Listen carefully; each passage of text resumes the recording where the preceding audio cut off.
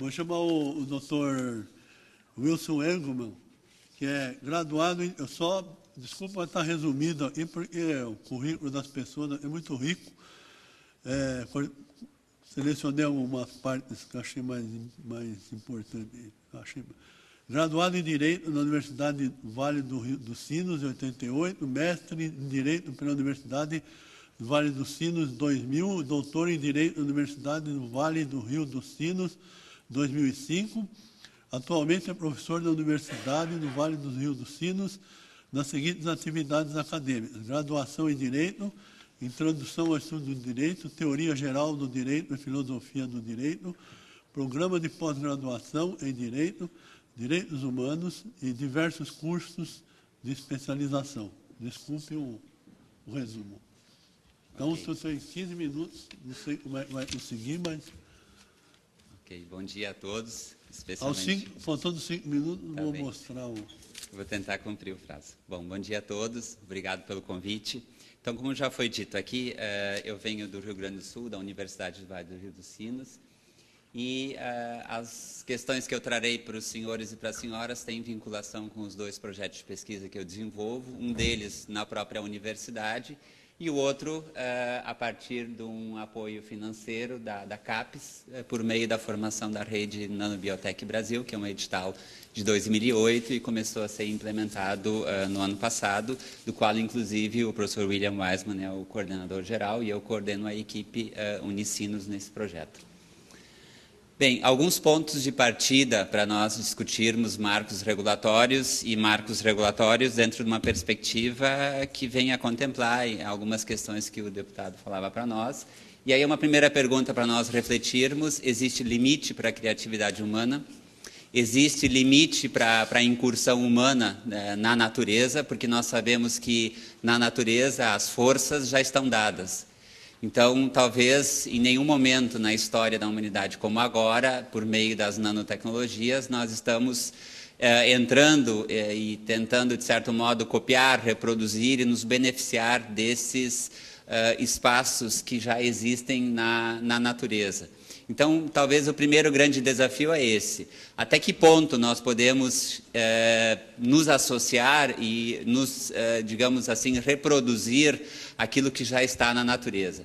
E para que a gente possa enfrentar isso de um modo mais contundente, aqui é um ponto que nós temos que discutir um pouco mais, porque até o momento o que está pontuando as nanotecnologias é, na verdade, a discussão que a ciência está fazendo. Quer dizer, aquilo que para muitos as ciências duras, enfim, a ciência para muitos dita como a verdadeira. Só que o que nós queremos trabalhar, e essa é uma discussão que a gente tem levado para diversos espaços, é a necessidade do ingresso também das áreas humanas.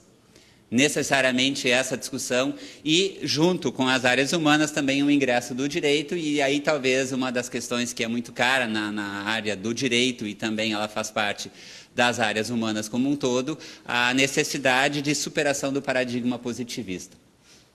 Quando falamos em nanotecnologia, já foi dito em outros momentos aqui nesse seminário, é necessário empregar a expressão no plural. Por que no plural? Porque, na verdade, são diversas técnicas, são diversas áreas que trabalham com a perspectiva da escala, modificando, enfim, completamente os produtos que até então existem na escala convencional. E, inclusive, aí o desafio do DUPAS, ele coloca que é uma questão multidisciplinar.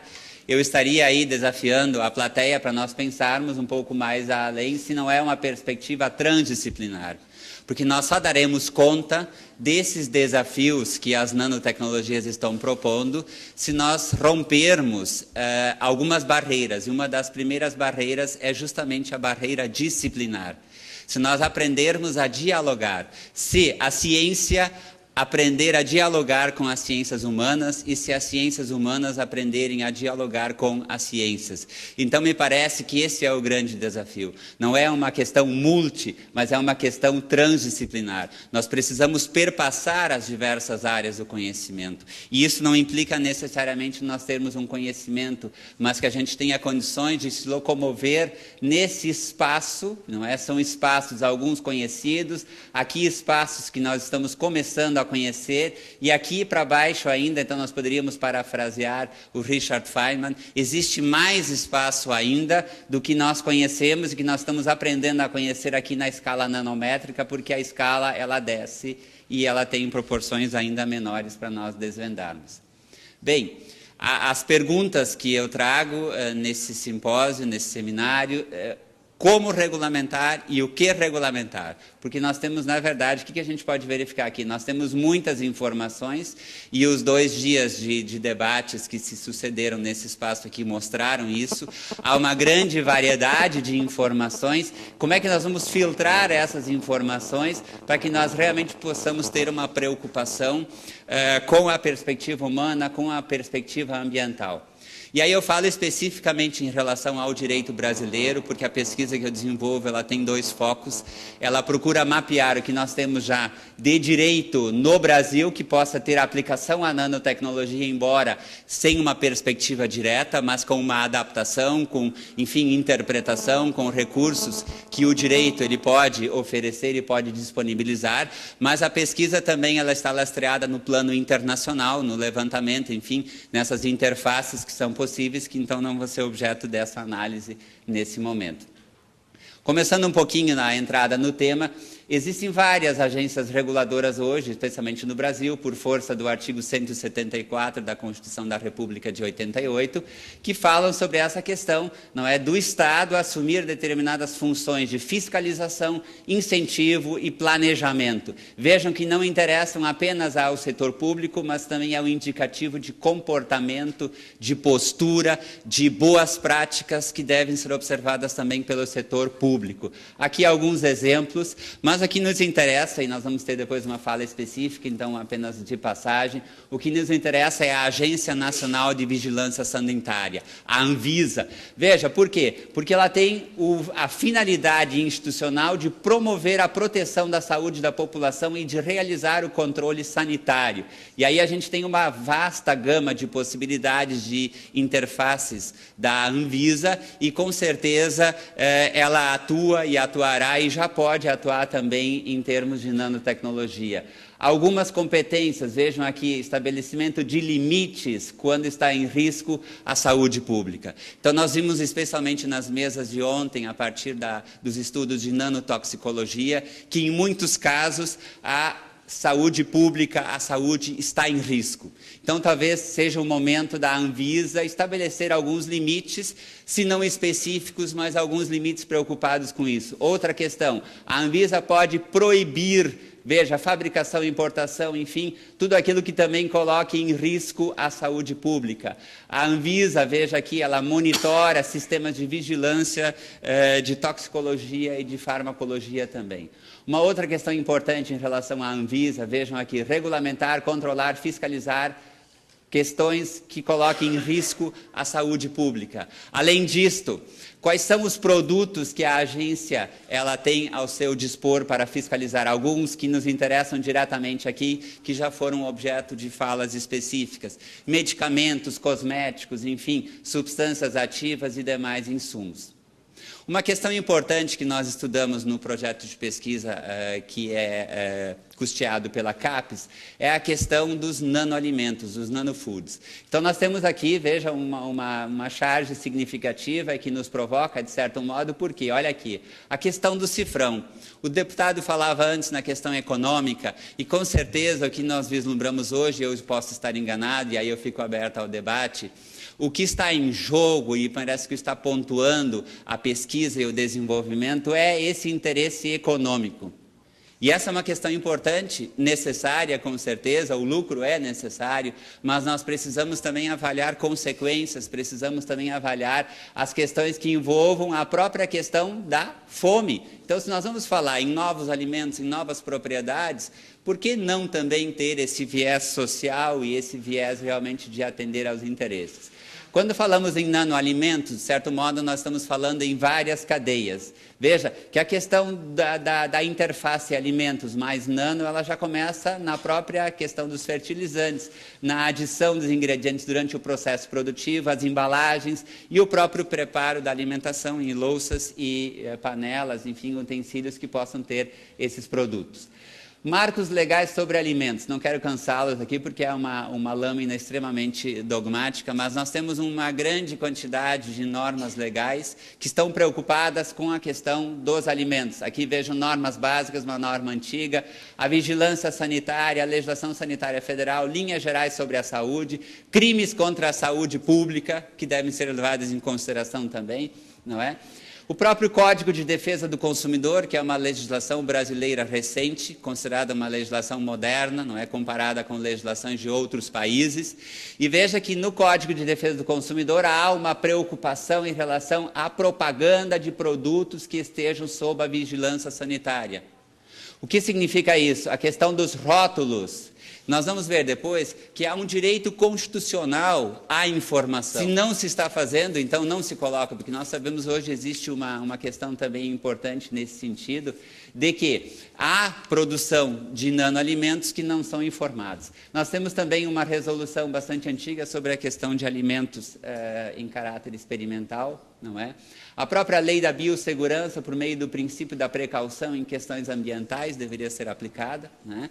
E uma outra questão muito importante que nós não podemos esquecer, que a lei da biossegurança, ela estabelece aqui embaixo uma responsabilidade civil, que muitas vezes é descuidada, uma responsabilidade civil sem a existência de culpa, que nós chamamos no direito uma responsabilidade objetiva. O que significa isso? Nós precisamos apenas provar que houve o dano e o autor deste dano, independentemente dos motivos que levaram à elaboração deste dano. Então, essa é uma questão importante que deve ser levada em consideração. Por quê? Porque não é necessária a prova da culpa, é necessária simplesmente a prova do nexo causal entre o autor do dano e o dano. Se nós conseguirmos provar isto, existe responsabilidade. Essa mesma responsabilidade também, para quem não conhece, ela está presente no nosso novo Código Civil, que foi promulgado em 2002 e cuja vigência iniciou em 2003. Ele tem o artigo 927 no parágrafo único, também a previsão sobre a responsabilidade ambiental objetiva nos mesmos moldes. Especialmente a questão hoje, que é bastante avançada, pelo menos em termos de direito brasileiro, a responsabilidade da pessoa jurídica. Porque até então a responsabilidade estava circunscrita à pessoa física dos sócios. Mas hoje a responsabilidade também, ela pode, além dos sócios, também se estender à responsabilidade da própria pessoa jurídica. Um outro princípio muito importante nesta questão, ou seja, nós temos que sempre privilegiar o meio ambiente. Então, na dúvida, decisões favoráveis ao meio ambiente. Aqui a questão do direito constitucional à informação, que eu já falei, o crime de perigo abstrato, que também é uma categoria que está no Código Penal, que no caso brasileiro é bastante antigo, porque ele data de 1940, mas apesar desta data, lá em 1940, o legislador já previu a possibilidade do crime de perigo abstrato. O que significa isto? Vai na mesma linha da responsabilidade objetiva, ou seja, não é necessário você produzir um efeito, mas se você está desenvolvendo uma série de atividades meio que poderão gerar algum efeito negativo, algum risco, algum dano, existe a possibilidade da responsabilidade penal.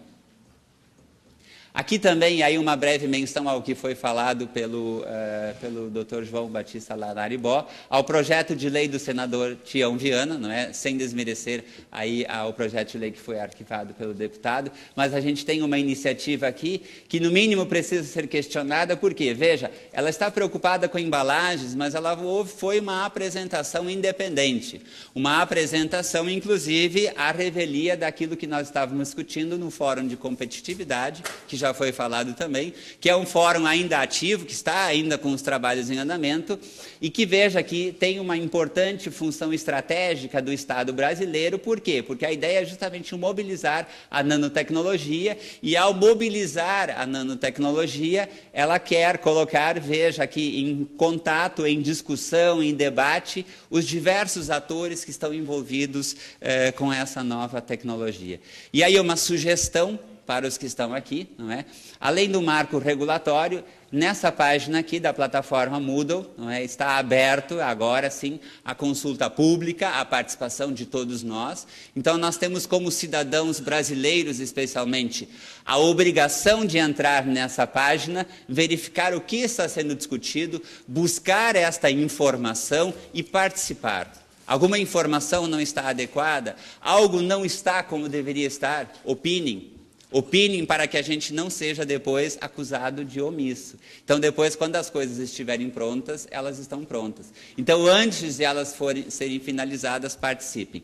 Nós temos também no plano brasileiro uma questão importante, esse acordo de cooperação científica e tecnológica brasileira com a comunidade europeia, que data de 2004, que também é significativa nesse momento, porque vejam bem o seguinte, há toda uma possibilidade de buscar apoio da comunidade econômica europeia para reforçar a competitividade industrial, econômica e social nas seguintes áreas. Vejam bem, nanotecnologias, a questão da metrologia, que é um dos gargalos que a gente tem identificado, e a questão das ciências humanas. Aqui eu fiquei muito feliz quando eu visualizei essa questão nesse acordo internacional, porque eles estão preocupados, além da questão técnica, também com essa questão.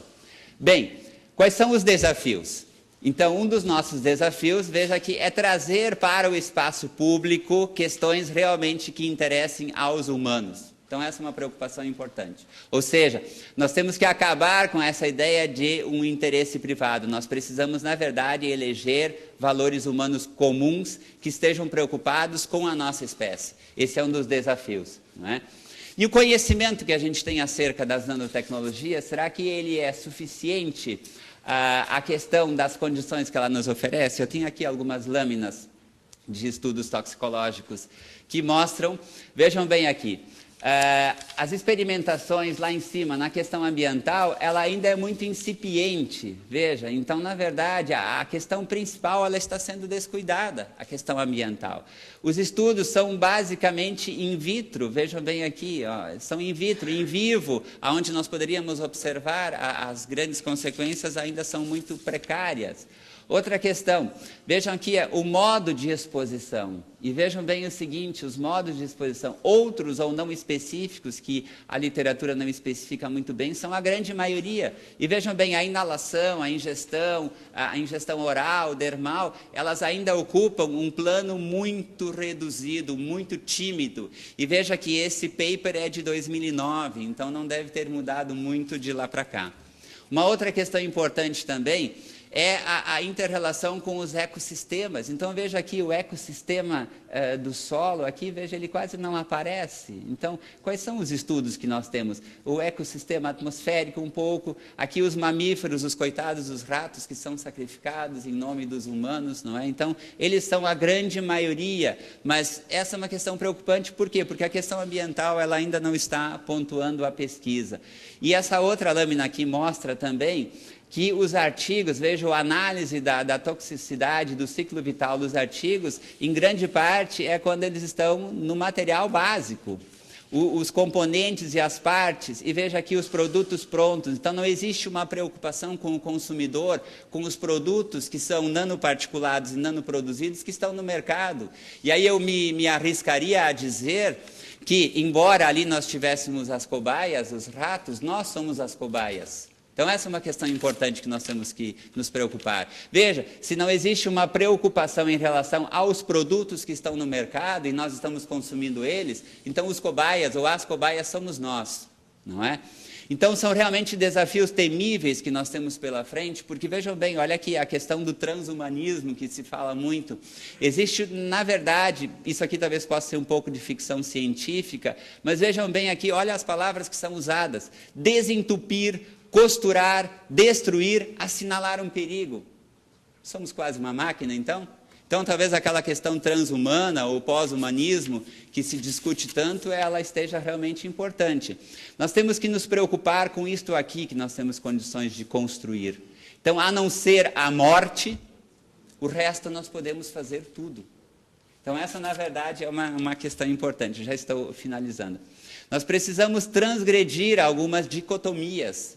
E nós precisamos fazer aquilo que o filósofo alemão Hans-Georg Gadamer dizia, nós precisamos examinar essa questão do todo e da parte, quer dizer, o todo, o conjunto e a sua relação com o individual, e proporcionar esse entendimento. Então, não olhar uma coisa particularizada, mas olhar algo num contexto, e aí a questão ecossistêmica ela é fundamental.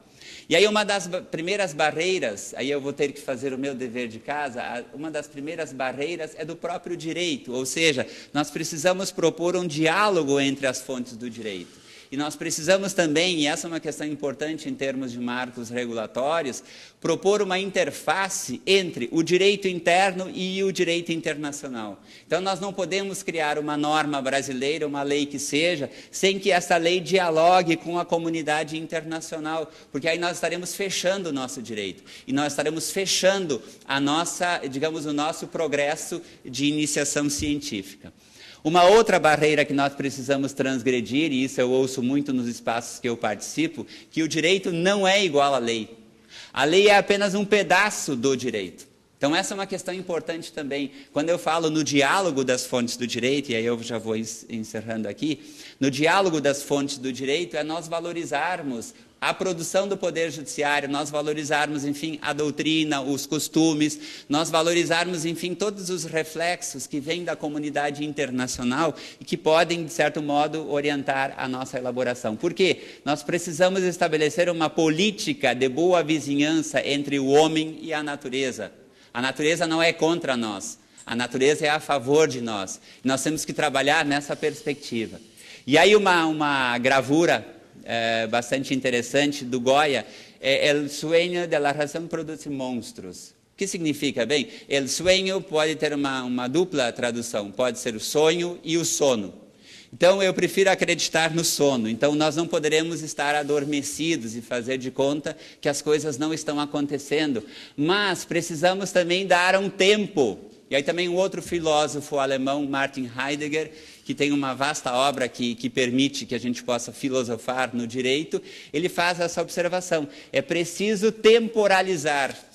Em termos de nanotecnologia, é preciso amadurecer, deixar surgir.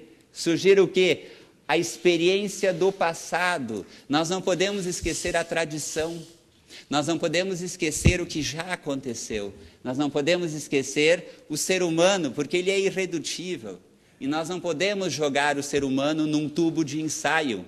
Nós não podemos fazer do ser humano um simples rato sofisticado de laboratório, que sobre ele você joga uma série de partículas e aí você depois observa se ele vai morrer ou se ele vai viver mais 2 dias ou 3 dias. Claro que estou exagerando um pouco. Mas, de qualquer modo, nós precisamos estar preocupados com este elemento aqui.